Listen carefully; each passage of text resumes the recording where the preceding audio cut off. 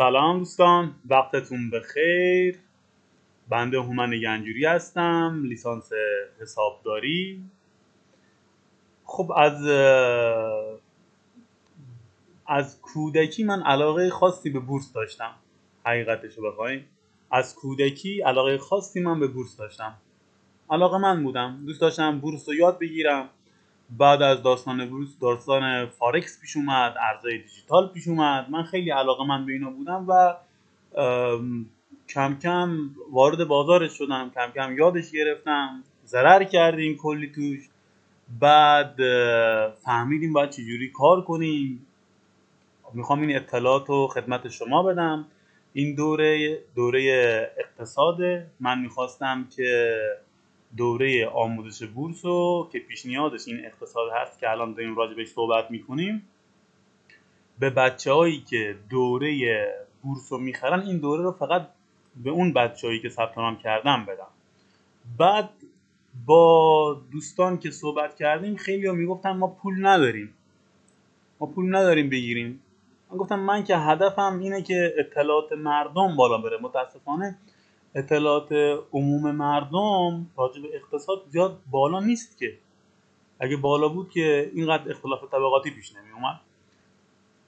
من اومدم این دوره اقتصاد کاملا رایگان گذاشتم که دیگه هیچ حرفی نباشه که بچه ها بیان واقعا شرکت کنن. نمیدونم دوره چند جلسه میشه واقعا، چون هر آنچه که بلدم، هر آن چیزی که تا الان یاد گرفتم میخوام بهتون بگم. سعی میکنم جلسه ها زیاد نباشه، کمتر از 1 ساعت باشه که بهتون خسته کننده نباشه، خسته بشید. و الان 2 دقیقه است، دقیقه رو نگاه کردم. و اینکه مشتاق یادگیری همیشه باشید، اشتیاق داشته باشید، مطالعه داشته باشید. آدرس پیج اینستاگرام بنده zigma.instagram.insta هستش. zigma.insta هستش. خواستید میتونید منو فالو کنید. پیج تازه راه اندازی شده و فالوورش 0. به این پیج خیلی وقت نیست من دادم، فالوورش 0. پیشنهاد میکنم حتما zigma.insta رو فالو کنید اگه اینستاگرام دارید. واتساپ هم در خدمتتون هستیم که 0901 4321 621. این شماره واتساپ است. سوالی داشتید باز من دوباره در خدمتتون هم از واتساپ هستم، هم از اینستاگرام هستم، هم توی یوتیوب هستیم بچه ها. یعنی ویدیوها رو توی یوتیوب هم میذاریم، این یکی رایگان هست و لینکش رو خدمت شما ارسال میکنیم. هر هفته پنجشنبه ها، حالا پنجشنبه تا شنبه ممکنه متغیر باشه، ولی سعی ما اینه که هر هفته پنجشنبه ها آموزش رو به شما بدیم. آموزشش گفتم که 45 دقیقه، زیاد وقتتون نمیگیره. به جای اینکه توی اینستاگرام باشید توی یه صفحه میچرخید یا یه سریال نگاه میکنید، این آموزش رو ببینید و اطلاعاتتون رو بالا ببرید. خب مباحث ما از صفر گفته میشه، از صفر گفته میشه. از کلمات عجیب و غریب استفاده نمی کنم توشون که همه متوجه بشن. و اینکه سن و سالی نیست که بگم کسایی که 20 سالشون این دوره رو ببینن، کسایی که 15 سالشون این دوره رو ببینن. نه، یکی ممکنه 30 سالش باشه، یکی ممکنه 50 سالش باشه، یکی ممکنه 15 سالش باشه. بستگی به درک داره. یکی از 15 سالش خوب میفهمه. یه بچه 10 ساله‌ای میگه چند وقت پیش یه سایت ارز دیجیتال رو، یه صرافی ارز دیجیتال رو میگه هک نکرد. الان دیگه بچه‌های کوچیک خوب میفهمن. نمیشه واقعا بگیم کسی که 20 سالش اینو ببینه. از همه علاقه‌مندان، نمیشه شما حتی خانه‌دار هم باشید، بازاری باشید، نمیدونم طلافروش باشید، کارمند باشید، این دوره به درد همتون میخوره، به درد همه بچه‌ها میخوره. ازش میتونن استفاده کنن. مدرک تحصیلی رو من زیاد مهم نمیدونم، حقیقتش تجربه است. اینی که شما اون شوق و اشتیاق یادگیری رو داشته باشی خیلی اهمیت داره. این حرفایی رو که میزنم یک خودکار و کاغذی بردارید، نکته برداری کنیم که کم کم داریم وارد بحثمون میشیم. گفتم که آموزش مناسب چه کسایی؟ گفتم که من آدم صفر و صدی نیستم که بخوام یک عددی تعیین کنم. میتونه یه بچه، یه کسی که 15 سالش هست ببینه، یه کسی که 30 سالش هست ببینه، یه کسی که 60 سالش هم هست ببینه. اصلا سن سال مهم نیست توی این آموزشه. خب این آقای وارن بافت هستن. گفته اگر اینطور تصور میکنید که در طول 10 سال به آسانی نمیتوانید به یک سری از اهدافتان برسید، پس حتی 10 دقیقه هم به این اهداف فکر نکنید. این وارن بافت، پیشنهاد میکنم حتما مستند وارن بافت رو ببینید. مستند خوبی هست. کلا من مستند بزرگان دنیا رو زیاد میبینم. مستند وارن بافت، ایلان ماسک، جف بیزوس. مستند ایران رو میبینم. یک نوشته هم از جناب ایلان ماسک: نباید تا سن بلوغ و بزرگ شدن، زمان رسیدن موقع مناسب یا به دست آوردن تجربه کافی صبر کنید. از همین امروز اقدام کن و منتظر نتیجه اون باش. میگه از همین الان اقدام کن به کاری که میخوای انجام بدی. زمان بهش تعیین نکن.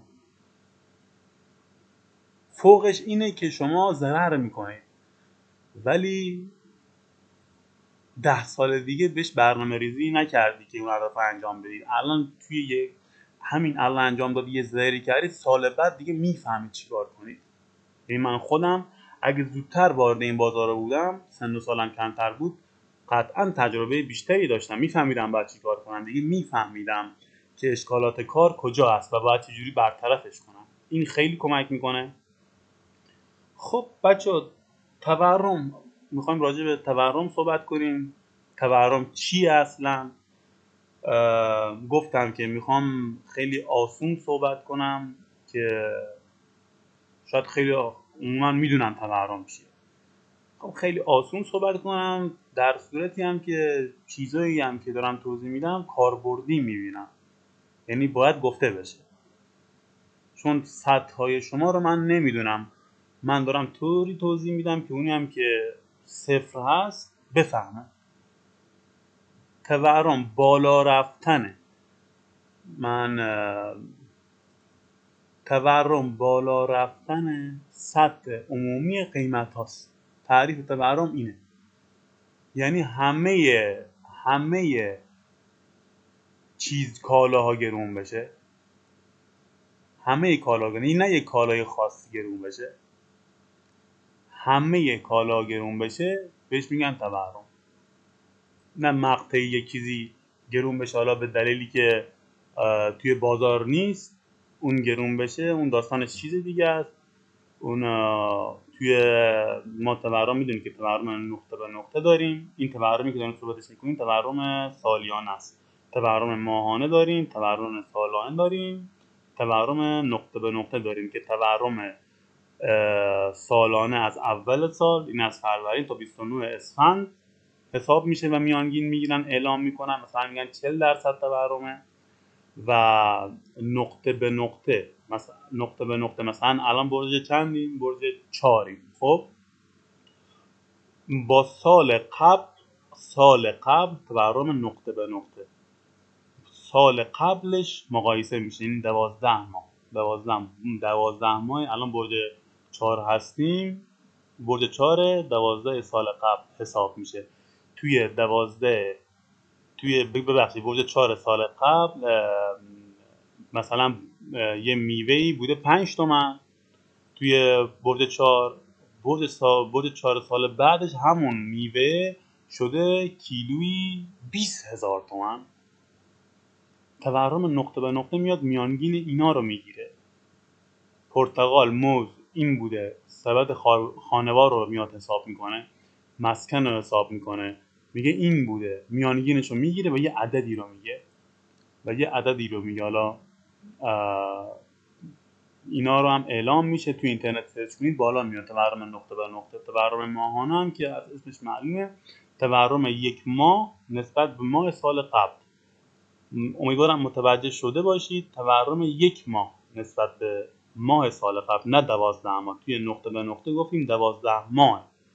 یک بار دیگه بگم، تورم سالیانه گفتم که از اول شروع سال، از 1 فروردین تا 29 اسفند اعلام میشه.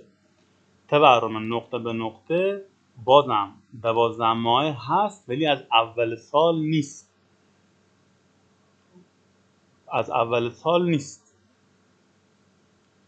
ممکنه فروردین رو مقایسه کنه با فروردین سال قبلش، دوباره برج 2 رو مقایسه میکنه با سال قبلش. و تورم ماهانه فقط 1 ماه، توی 1 ماه سال قبل چی بوده، توی 1 ماه سال الان چی بوده که نرخ تورم اعلام میکنن. خیلی راحت دارم توضیح میدم.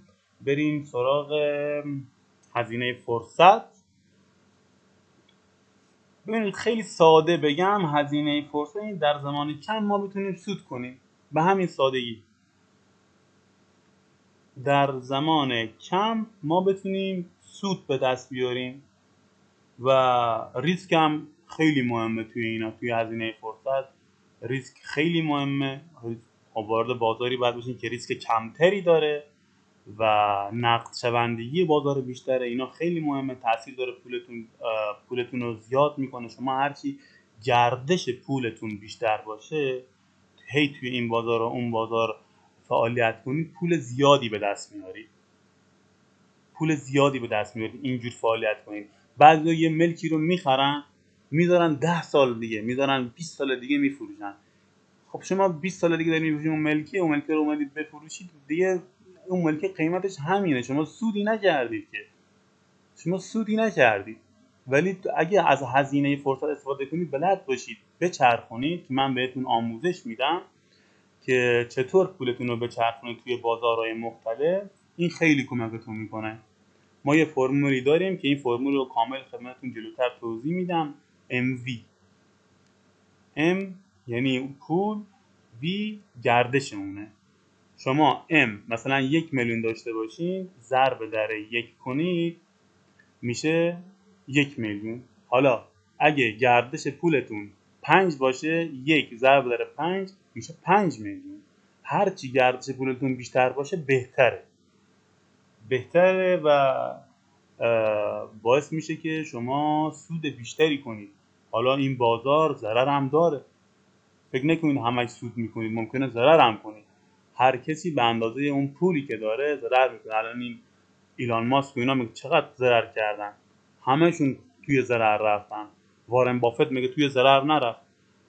پس ضرر رو جزئی از کارتون بدونید، نترسید ازش. ضرر رو جزئی از کارتون بدونید. من توی آموزش دوره بورس از شما تست شخصیت میگیرم و مبنام اینه که استراتژی به شما میدم اینه که شخصیت شما رو ببینید. شما شخصیت کم ریسکی هستین یا پر ریسکی هستین.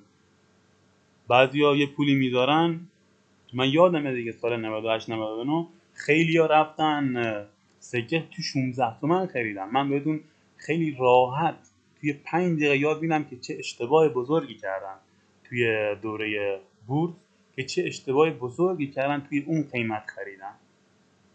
با یک اندیکاتور بهتون یاد میدم که اون اندیکاتور خیلی راحت گفته بود اینجا باید بفروشید. اینجا موقعیت خرید نیست 16 میلیون. بعد سکه 15 میلیون 16 میلیون خریدن. الان تازه سکه رسیده به 15 تومن 16 تومن که امروز فوری 15 و خوردی شد. و احتمال من اینه که کف سکه تا پایان امسال همین 15 تومنه. نه اینکه میری الان سکه 15 تومانی بخرید. شما اگه الان بخوای سکه 15 تومانی رو بخرید، دارم میگم کف سکه تا آخر سال، تا برج 12 شما قیمتای خوبی که میتونید بخرین. البته من با جزئیات خیلی بیشتری توی دوره بورس اینو میگم.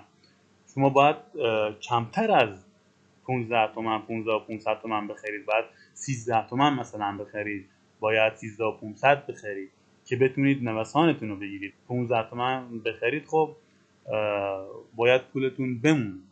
باید با اون محدوده هایی که خیلی خوب هست خریداری کنید که اون محدوده خوب هست ما توی بورس به شما نشون میدیم، از روی نمودار بهتون نشون میدیم که چجوری این نقطه ها رو شناسایی کنید و خرید کنید و استراتژی خرید بهتون میگیم. حتی اینکه شما کار با ابزارش هم بلد باشین، آموزش دیده باشین، دلیلی نمیشه که بتونید سود کنید. استراتژی معاملاتی خیلی مهمه توی بازار، خیلی خیلی استراتژی معاملاتی توی بازار بورس خیلی مهمه. هیچ وقت شما نباید با کل پولتون توی نقطه‌ای خرید کنید. بازار بورس پایش ریسکه، پایه بازار بورس ریسکه. الان بچه بانک سود روزشمار 10% من یادم نمیاد، الان سود روزشمارش رو برداشته، سود ماهیانه گذاشته. یعنی شما 29 پولتون از برد یک گذاشتین تا 29 روز گذاشتین برداشتین، بهتون هیچ سودی تعلق نمیگیره. ما به شما یاد میدیم که سود روزشمار به شما بخوره، سود روزشمار بهتون تعلق بگیره. 5 روز 10 روز بذارین پولتون بکشین بیرون، یکم هر ماه سودی هم که بهتون میاد 10% نیست، 15% کمشه تا 25% متغیر سودی که بهتون میاد. و دولت گفته بود که حتی میخواد از سود سپرده ها 10% مالیات بگیره که اینا رو همه توضیح میدم بهتون، وارد میشیم بهتون توضیح میدم. دوباره منم دارم میگم توی بورس که شما کار انجام میدید اصلا معامله نمیخواد بکنید، پولتون همونجا هست، مستقیم شما یه کاری انجام میدید 15% تا 25% به صورت متغیر به شما سود تعلق میگیره که حساب کردن سودم امیدوارم که بلد باشین، خیلی آسونه. مثلا سود روزشمار داره میده شما من مثال عدد رند میگیرم دیگه، مثلا 100 میلیون بخشید 100 1 2 3 4 5 6 100 میلیون داشتیم، حالا کمترین میزان سودی که داره میده 15% ضرب داره 15 تقسیم بر 100 میشه چقدر؟ سالیانه است، میشه 15 میلیون توی یک سال. حالا میخوایم روزشمارش رو به دست بیاریم، تقسیم بر 365 میکنیم، 305 روز که یک سالمون هست، ضرب در تعداد روزهایی که گذاشتیم. حالا 5 روز گذاشتیم، 10 روز گذاشتیم، یا 30 روز گذاشتیم، یا 31 روز گذاشتیم. مثلا من ضرب در 31 روز میذارم. به 100 میلیون من 1,273,000 تومان سود تعلق میگیره. خیلی راحت، 15% از بانک هم بیشتر.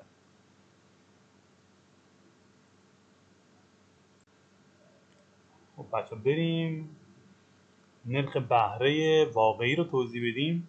نرخ بهره واقعی، سودی که بانک به ما میده، سودی که بانک به ما پرداخت میکنه بهش میگن بهره اسمی، بهره واقعی نیست.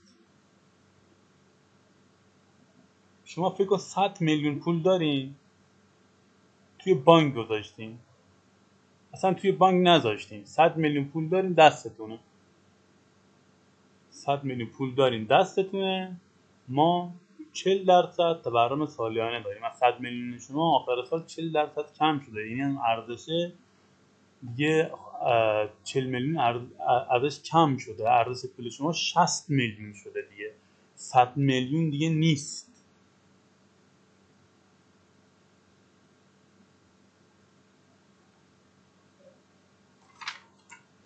خب نرخ بهره واقعی میخوام حسابش رو بتونم چجوری حساب میکنن. نرخ بهره واقعی، خب گفتم که بهره اسمی میشه سود بانکی، مثلا 18% سود بانکیه. خب 18% سود بانکه، بانک 18% سود داره، بهش میگن نرخ بهره اسمی. ما این سالیانه سود بانکی هم که میدونید سود بانک سالیانه است، سالیانه است و تورم ما توی یک پایان سال 40% بوده. نرخ تورم سالیانه ما 40% بوده. خب معلومه که 18% منهای 40% کنیم ما منفی میشیم. ما سودی که توی یک سال گرفتیم 18%. تورم باز بالاتره. اگه سود بانکی ما بالاتر بود 50% بود، ما 10% سود کرده بودیم، ولی الان ما منفی 22 منفی 22%.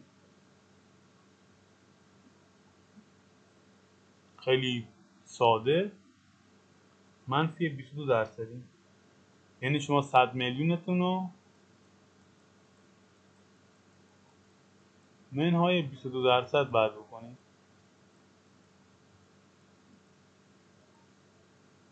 میشه چقدر؟ 22 میلیون تومان. شما 22 میلیون تومان از ارزش پولتون کم شد بچه ها.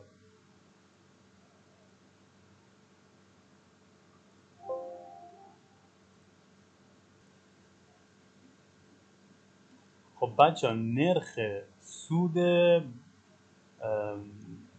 بانک رو در سال 94 20%، 20 خوردی درصد بوده. خب وقتی که سود بانک بالا میره به سپرده ها مردم پولشون رو از جایی مثل بورس به نظر من فرار کنید تو این موقعیت ها. وقتی که میبینید سود بانک داره زیاد میده به مردم، حالا این باز خودش واسه تورم میشه، بهتون توضیح میدم، پولشون رو میکشن بیرون میذارن توی بانک. وقتی که سود زیاد بشه، شما فکر کنید 22% سود داره میده، والا 20% داره سود میده، بعدم تورم ما شده مثلا 10%. خب این آخر سال سود میکنه.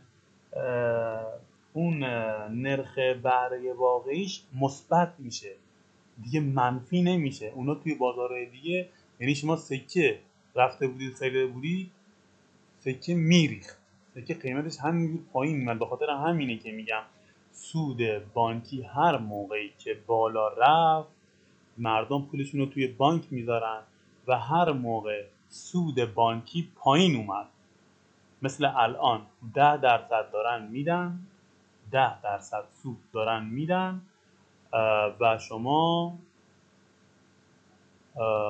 روز شمارم نیست، اگه 29 روز هم شد بکشی بیرون تعلق نمیگیره سود به، یعنی کلا یه سیاستی اجرا کردن که باز از اون روز شماره هم بدتر شده. خب مردم بهشون نمیصرفه وقتی که 40%، من الان دارم میگم 40%، جلوتر بهتون میگم که چرا 40%، بهشون نمیصرفه، میان توی بانک سرمایه گذاری میکنن که اگه تورمشون 10% با سود بسته بشه درآمدشون، مثبت بشه درآمدشون. یه خبری من اینجا بهتون بخونم. ببینید گفته نرخ بالای سود بانکی برای بازار سرمایه نیز مشکل ساز شده. برای بازار سرمایه طلا، دلار، بورس، نرخ بالای سود بانکی برای بازار سرمایه نیز مشکل ساز شده است، زیرا اگر مردم بتوانند نرخ سودهای 20 و چند درصدی، این تغییر سود بانکی در سال 94 سود 20 و چند درصدی از نظام بانکی بگیرند، انگیزه‌ای برای ورود به منابع مالی و بازار سرمایه و فعالیت‌های اقتصادی در این بازار با مشکل مواجه میشه. مردم میان پولشونو میذارن توی بانک هم بهشون سود میده، دوباره نقدینگی تولید میشه، دوباره کلی به پول اضافه میشه. به اون آقا یک نفر که نیست توی بانک میره، کلی آدمن، دوباره کلی پول خلق میشه. اونی که 100 میلیون گذاشته آخر سال مثلا 20% شده، 100 میلیونش شده 120 میلیون، 20 میلیون اضافه داره.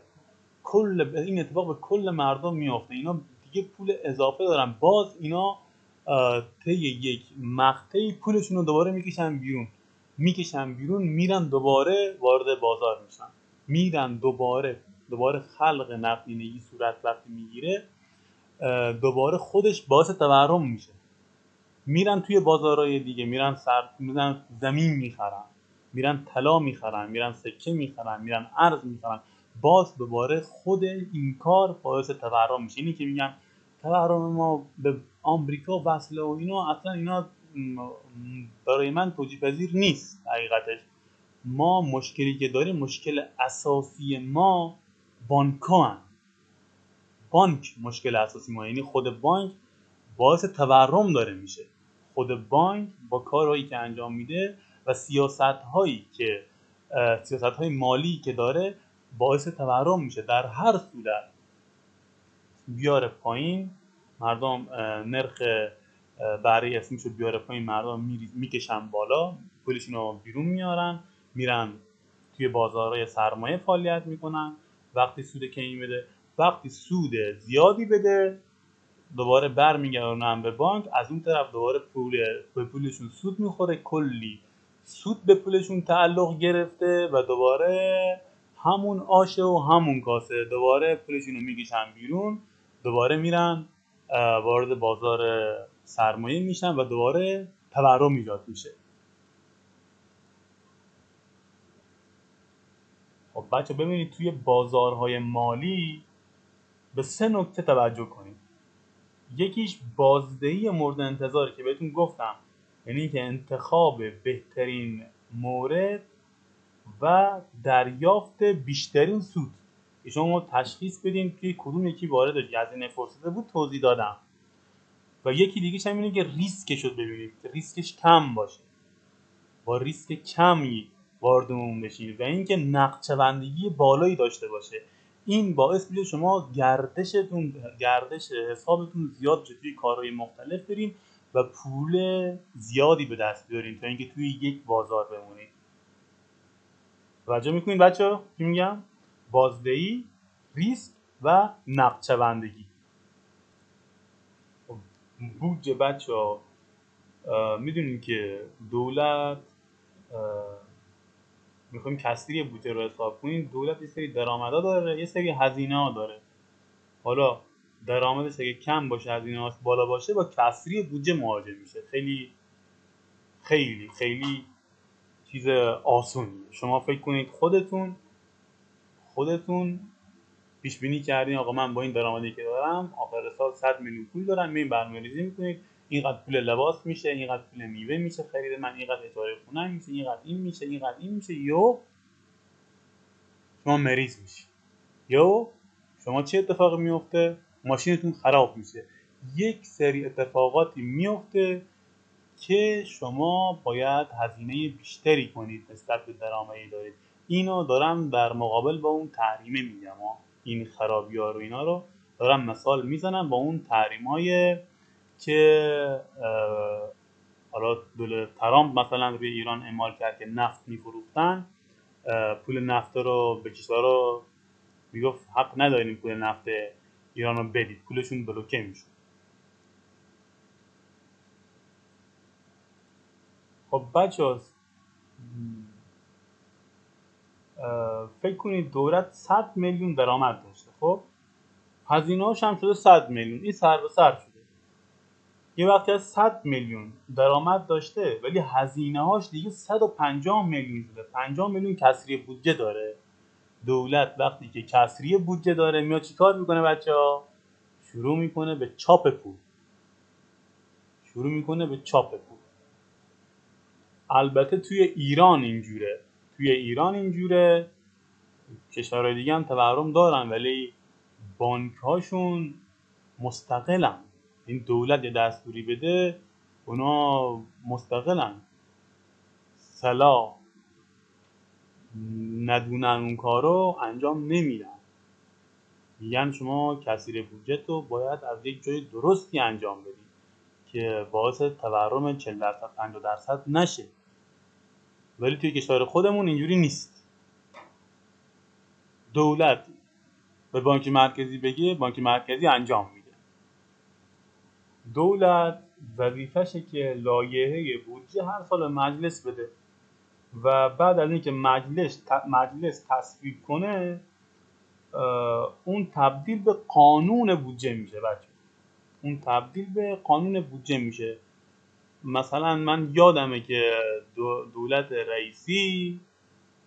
رئیسی اومد هزینه هاشو کم کرد چون خیلی اوضاعش خرابه. ارز 4200 رو مثلا حذف کرد. خب این اصلا دیگه و اصلا ارزی نبود که چیزی که نبود و حذف کرد. 4200 رو که الان حذف کرده میگن گمرکی ها رو بالا رفته. خود جناب رئیسی اومد گفت که گمرکی ها زیاد شده. ما با مجلس صحبت کردیم که این چون گمرکی زیاد بشه قیمت کالا میره بالا دیگه، قاعدتا قیمت کالا میره بالا. گفت که اینو بندازیم به سال بعد که مردم دیگه اینقدر فشار روشون نیاد، که سال بعد اینو انجام بدیم. خب بریم بخش درآمدا رو من توضیح بدم. درآمد دولت رو ببین. درآمد دولت یکی از راه‌های درآمدیش فروش نفت بوده که الان ما کلی نفت داریم که بازوکه است. کشور نمیدونم چین و کره جنوبی و کشورهای دیگه پولامون بلوکه شده. متاسفانه این دارم راجع به درآمد صحبت میکنم. مثل مالیات، مثل گمرکی، مثل راهنما رانندگی، هزینه‌هاش هم پرداخت حقوق به کارکنان دولت. اینا هم جز هزینه‌های دولته. و قوانین تنظیم بازار داره که مثلا تشخیص میده گندم میخواد گرون بشه. این دولت هر کاری که میکنه میگم به نفع خودش داره کار انجام میده. دولت تشخیص میده که گندم میخواد گرون بشه، میاد به کشاورزا میگه گندمای شما رو من به یک مثلا 7000 تومان من میخرم، 8000 تومان میخرم، من 10000 تومان میخرم.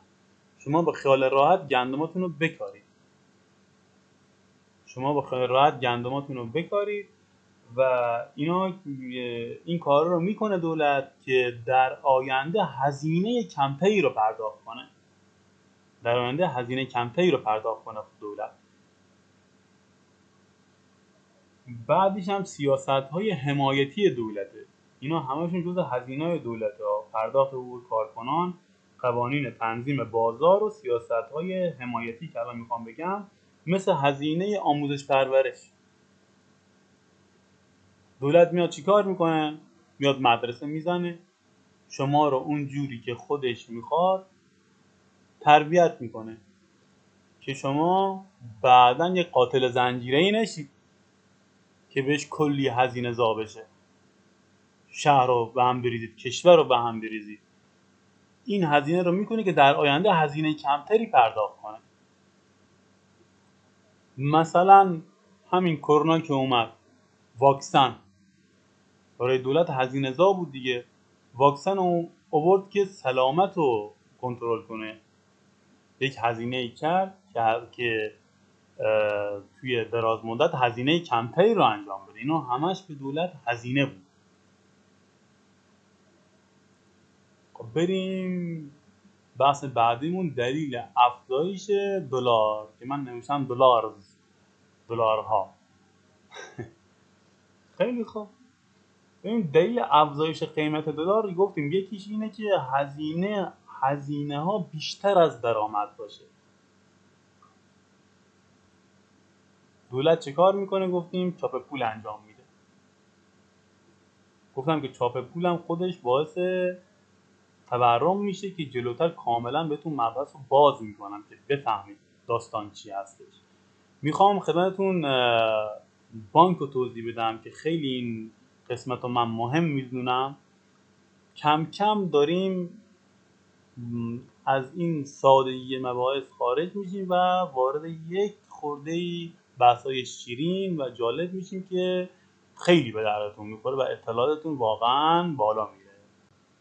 خب وارد بحث شیرین بانک میشیم که ببینیم این بانک ها چه بلایی سر کشور دارن میارن.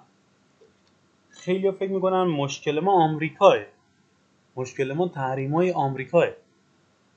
بله تحریم ها اثر میگذارن ولی درصدش واقعا اینقدر نیست که شما فکر کنید. این توافق هم که میگن به نظر من هیچ توافقی انجام نخواهد شد. اگه توافقی انجام بشه این آمریکا دیگه اون آمریکا نیست. این آمریکا دیگه اون آمریکا نیست.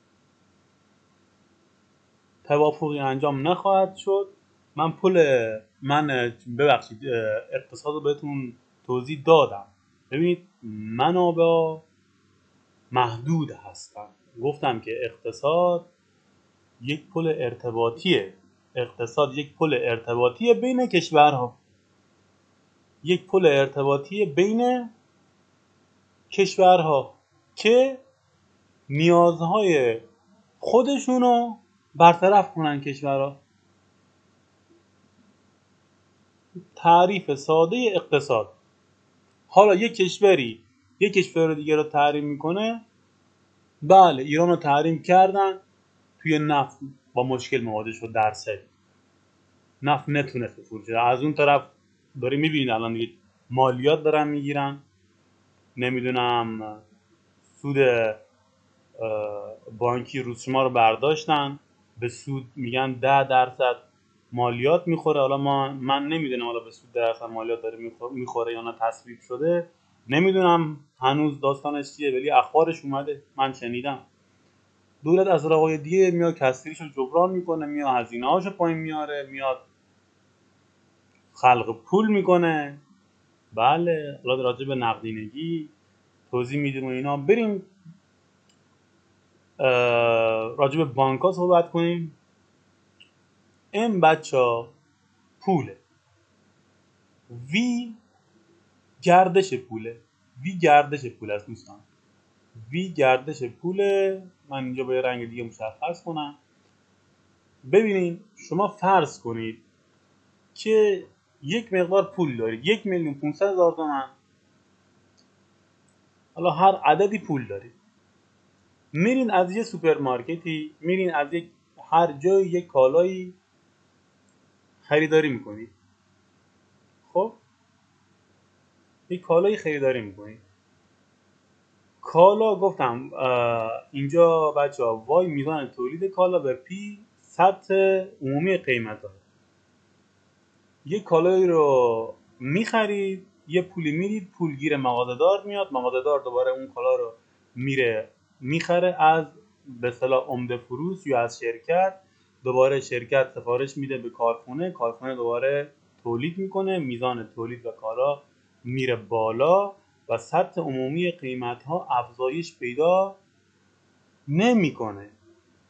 سطح عمومی قیمت ها افزایش پیدا نمیکنه در صورتی که میزان تولید کالا و خدمات بالا بره. هرچی وی ما، گردش پول ما بیشتر باشه، یعنی پول توی کشورمون هی این عددش گنده تر باشه و توی خرید و فروش بره، باعث میشه ما اقتصاد سالمی داشته باشیم. خیلی آسون و راحت توضیحش این میشه. حالا از همین فرمول من میخوام بگم که بانک ها چیکار میکنن که باعث تورم میشن. یک بار دیگه هم توضیح بدم. گفتم که ببینید اگه که پول بالا بره، یعنی خلق پول صورت بگیره و کالا و خدمات ثابت باشند، سطح عمومی قیمت ها بالا خواهد رفت. چرا بالا خواهد رفت؟ خدمتتون توضیح میدم. مثلا بانک ها خب میان میگن سیاست های بانکی دیگه، میگن بیشتر از 200 میلیون تومان، یعنی زیر 200 میلیون تومان، حتی میگن 199 میلیون تومان میتونید مثلا پایه یا ساتنا کنید. خب یک قانون جدیدی گذاشتن، گفتن که این مبلغ رو میتونید مبلغ بیشتری خواستین جابجا کنید، تازه همین مبلغ هم که جابجا میکنید فرم پولشویی ازتون میگیرن. مبلغ بیشتری خواستید جابجا کنید، اون معامله‌ای که دارید انجام میدید باید سندش رو بیارید. این خودش باعث میشه که گردش پول کم بشه. یا مثلا میان تعریف میکنن از 3 میلیون بیشتر نمیشه کار به کار کرد، از 10 میلیون بیشتر نمیشه کار به کار کرد. این گردش پول رو کم میکنه. این سیاست باعث کم شدن گردش پول میشه.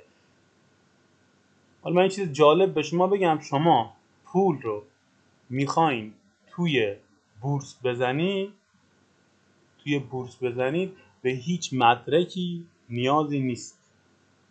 یعنی شما یه بانکی رفتین گفتین میخوام پول بزنم به حساب بورس که بهتون توضیح میدم، مبلغم 300 تومنه، مبلغم 1 میلیارده، هیچ مدرکی نیازی نیست. فقط شما تنها چیزی که هست باید اون توی حساب بورسی که پول واریز میکنید اون بورسه به نام خودتون باشه، همین، هیچ مدرکی هم ازتون نمیخواد.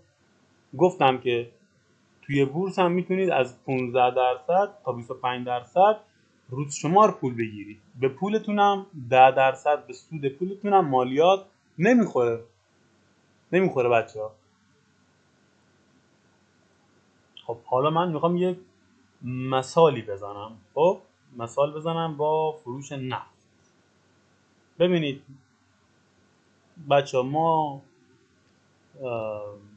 این مثال دارم میزنم، بعدش مثال کشور خودمون میزنم. این مثال برای کشور مثل عربستان و عراق.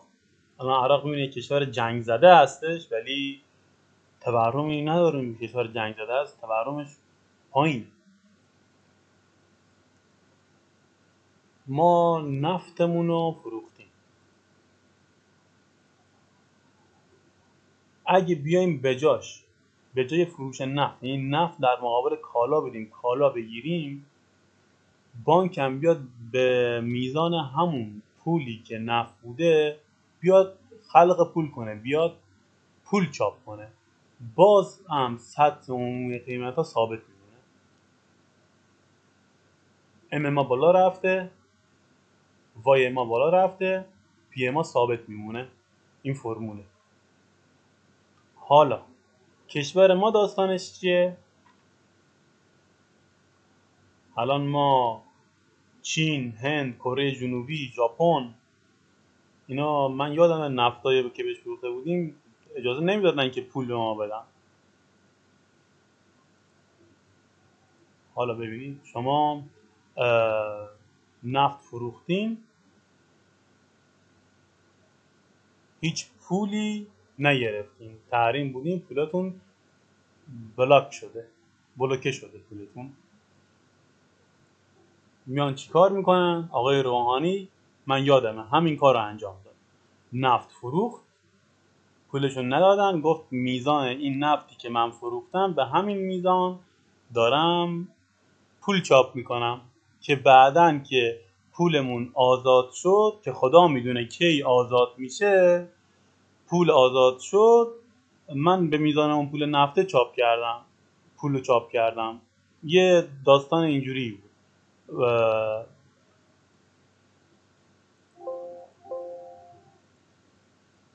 خب نفت و فروختی، امت رفته بالا، تولید کالات ثابت مونده، هیچ بالا نرفته، هیچ اتفاقی نیفتاده بهش، وای ما ثابت مونده، سطح عمومی قیمت ها میره بالا بچه، سطح عمومی قیمت ها میره بالا و باعث تورم میشه، چون هیچ کالا و خدماتی افزایش پیدا نکرده. اگه ام ما میرفت بالا، وای ما میرفت بالا، پی ما ثابت میمون. اگه ام ما بره بالا و وای ما ثابت بمونه، پی ما که سطح عمومی قیمت ها هست، بالاشون نوشتم دیگه، سطح عمومی قیمت ها هست، بالا میره. به همین راحتی.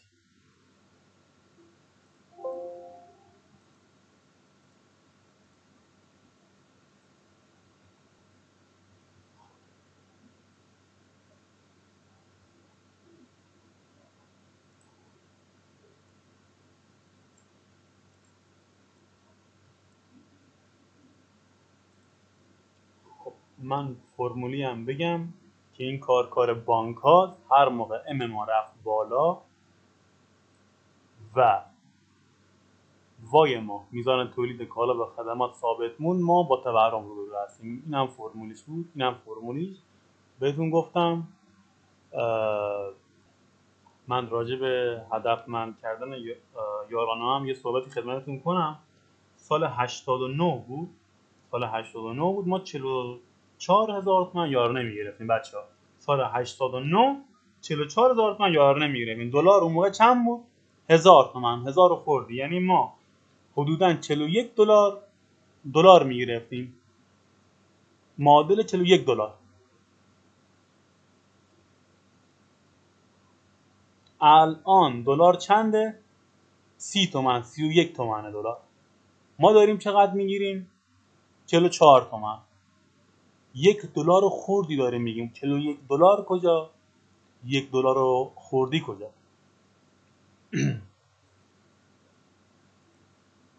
اگه بانکا ام رو بالا نمی بردن که وای ما ثابت باشه و پی ما تورم ما افزایش پیدا بکنه، این دلار بالا نمیرفت، همون قیمت رو میموند. این میشه گفت تا جایی جواب میداد. این هدفمند کردن یارانه تا یک جایی جواب میداد. الان نسبت به اون 44,000 تومان سال 89 که ما 41 دلار میگرفتیم، ماشین حساب بیارم بهتون بگم که ببینیم چقدر میشه. خب 41 دلار میگرفتیم، الان دلار چنده؟ 31 ضرب در 31,000 تومان میشه 1,271,000 تومان ما باید یارانه میگرفتیم. الان دارن میگن چقدر؟ 300,000 تومان میخوان یارانه ها رو بکنن. 300 تومان، 400 تومان، 300 تومان، ببخشید دستم خورد. 300 تومان میشه چند دلار؟ دلار الان بگو 30 تومانه، میشه 10 دلار. 41 دلار کجا؟ 10 دلار کجا؟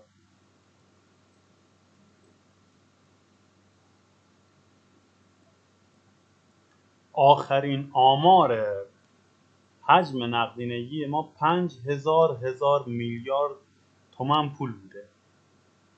نقدینگی چیه؟ پولی هستش که بانک‌ها، بذارید من اینو بیارم اینجا.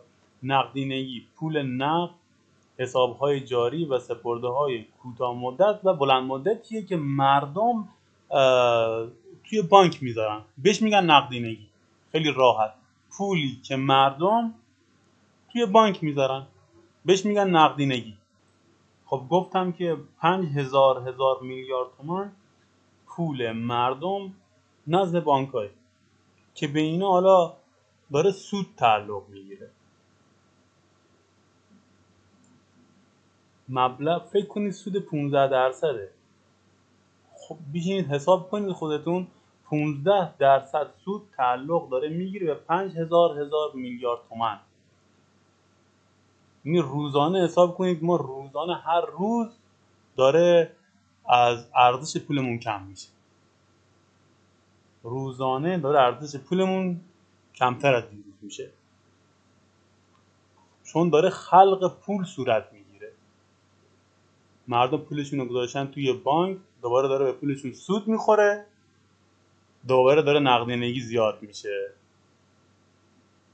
نقدینگی زیاد شد، پول دست مردم دوباره زیاد میاد. میرن چیکار میکنن باش؟ میرن ملک میخرن، میرن سکه میخرن، میرن نمیدونم ماشین میخرن، باز باعث تورم میشه. نقدینگی خیلی خوبه، نقدینگی خیلی خوبه در صورتی که استفاده مطلوبی ازش بشه، در صورتی که به سمت تولید بره. توضیح دادم بهتون که تولید افزایش پیدا کنه، نقدینگی افزایش پیدا کنه، پی ما ثابت میمونه، هیچ اشکالی نداره. ولی وقتی که نقدینگی ما بالا میره و مردم میرن توی معاملات سکه و نمیدونم دلار، خب باعث میشه قیمت اون افزایش پیدا کنه. خیلی ساده است دیگه، قیمت اون افزایش پیدا میکنه و خودش دوباره باعث تورم میشه. خب نقدینگی رو خدمتتون گفتم. پس هر موقع گفتم نقدینگی یادتون باشه پولیه که مردم توی بانک‌ها میذارن بهش میگن نقدینگی، که بهشون حالا سودم داره تعلق میگیره و باعث افزایش نقدینگی داره میشه. هر وقت گفتم نقدینگی یادتون باشه پولی که مردم توی بانک‌ها دارن بهش میگن نقدینگی. خب من این پایه پولی رو رنگش رو عوض کنم که یادم نره خدمتتون توضیح بدم پایه پولی چی هست. اینا خیلی مهمه. بانک‌ها چطور نقدینگی تولید میکنن؟ ببینید شما توی بانکی به اصطلاح حساب دارید. خب میدونید که اصلا دیگه اسکناسی وجود نداره، همش پول توی کارت اعتباریتونه. اسکناسی وجود نداره. بعضیا میگن ما اگه تمام پولمون رو از بانک بکشیم بیرون بانک‌ها ورشکست میشن. اصلا اسکناسی وجود نداره که تو بخوای اسکناس بگیری بکشی بیرون که بانک‌ها ورشکست بشن. بانک‌ها کارشون رو کردن، با یه دکمه زدن پول تولید میکنن، خلق پول میکنن دیگه. میگن 1.5% این چکا و این بگم این به اصطلاح ترابلا و اینا 1.5% پوله. 1.5%. بقیهش همش همین پولاییه که توی کارتمونه. یعنی شما اصلا نمیتونید بریم بانک پول نقد بگیرید. بعدم حالا هم که کرونا اومد که اصلا پول نقد و بانک از شما قبول نمیکنه. پول نقد تو میخوای چجوری بکشی بیرون؟ میخوای از این حساب بزنی به حساب یه بانک دیگه، و دوباره پول توی همون شبکه بانکیه، اسم بانکی عوض شده، پول دوباره توی بانکی و دوباره با پولش ما کار میکنن. بانک‌ها وام که میدن جز داراییشونه. بانک‌ها از وام دادن درآمد کسب میکنن. حالا این تراکنش‌ها و این چیزای مالی که انجام میشه اینا خیلی کمه، اصلش از روی وام دیگه بچه‌ها، از روی وام دادنه. خب پس بانک‌ها همیشه در حال خلق پول و محو پول هستن بچه‌ها. گفتم شما 100 میلیون مثلا بری سپرده میذاری 15% 20% سالیانه مثلا سپرده توی بانک میذارید، بانک از اون چند برابر اون 100 میلیون میاد وام میده و خلق پول میکنه و وقتی پولو پس میگیره محو پول اتفاق میفته.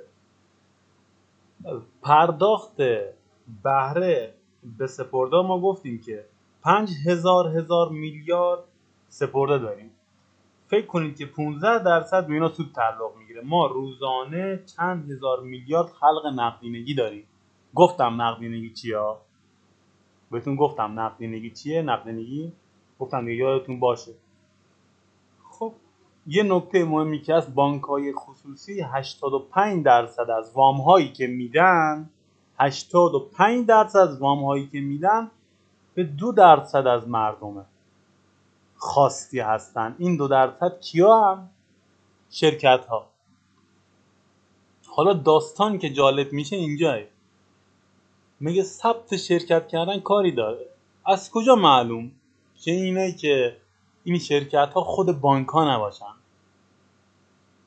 خود بانک ها نباشن، شرکت ثبت میکنن، خودشون به خودشون وام میدن، خودشون به خودشون بچه ها وام میدن با پول ما و میان ملک های خوب میخرن،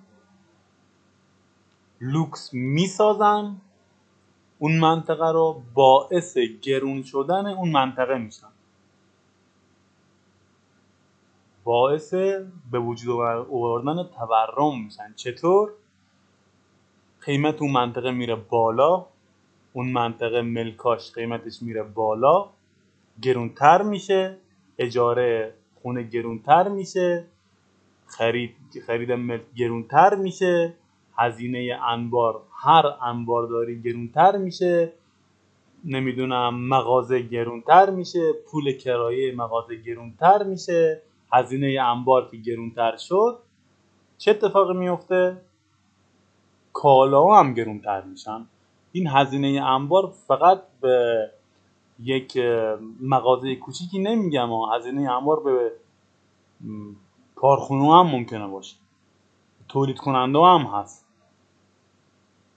وقتی هزینهشون زیاد بشه اونا هم مجبورن که جنسه رو گرونتر بدن. خب من نمیخوام زیاد خستتون کنم بچه ها، امیدوارم که تا اینجا که جلسه اول هست راضی بوده باشید و مطالعاتون زیاد کنید. من در هر آنچه که بلد هستم و واقعا دارم میگم خدمت شما که استفاده ببرید. بحث پایه پولی میمونه به جلسه بعد که ما دیگه الان دیگه وارد اقتصاد شدیم و که شما دیگه میفهمید چه بلایی داره سر ما میاد، که شما یه اخباری رو که میشه میگم پایه پولی افزایش پیدا کرد، نقدینگی رو الان تا حدودی فهمید، دیگه میمونه پایه پولی. همونطور که گفتم نمیدونم چند جلسه است، ولی زمانشو دوست ندارم زیاد بشه چون خسته کننده به شما میشه. دوست ندارم خسته بشین، جذابیت کار دوست ندارم پایین بیا، کیفیت کار دوست ندارم پایین بیا. من خودم هم یک سر حرف بزنم خودم هم خسته میشم. کیفیت آموزش رو اصلا نمیخوام پایین بیارم. تا جایی که میتونم گفتم که تا جایی که میتونم به شما آموزش میدم و منتظر تغییرات خیلی بزرگی باشید. خب جلسه امروزمون تموم شد و امیدوارم که استفاده کرده باشید ازش و به دردتون خورده باشه بچه‌ها. بدرود.